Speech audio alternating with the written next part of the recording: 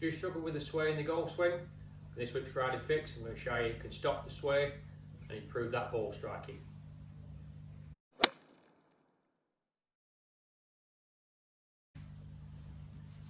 Okay, so in this week's Friday Fix, we're just going to talk about the sway and how we're going to stop the sway of the body to the right in the backswing, which people tend to misinterpret it with weight shift and then obviously on the way through. So we're just going to use this alignment stick here, and you can see I've got the ball set up, and we're just going to initially, I've got a sort of mid iron here, so I've got an 8 iron, so we're going to start with the weight distributed sort of evenly on left and right foot, and then what I'm going to try and do, you can see how my head is pretty much on that alignment stick at address, and then we're going to make some practice swings just up to the top of the swing.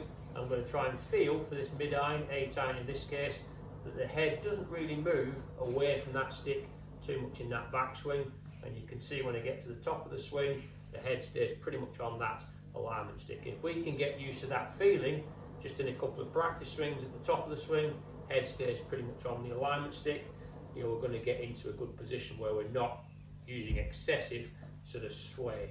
And people use that sway in an effort to try and load into this right side.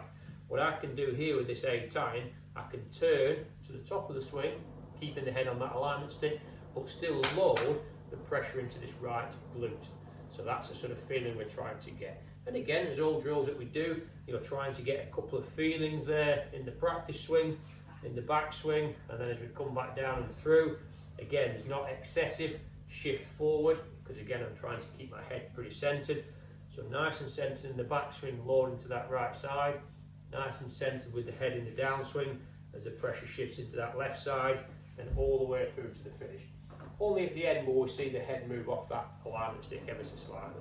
So as I say, good few practice swings into the setup, and then from there, try and apply that same feeling, nice and centered in the backswing, and then down and through.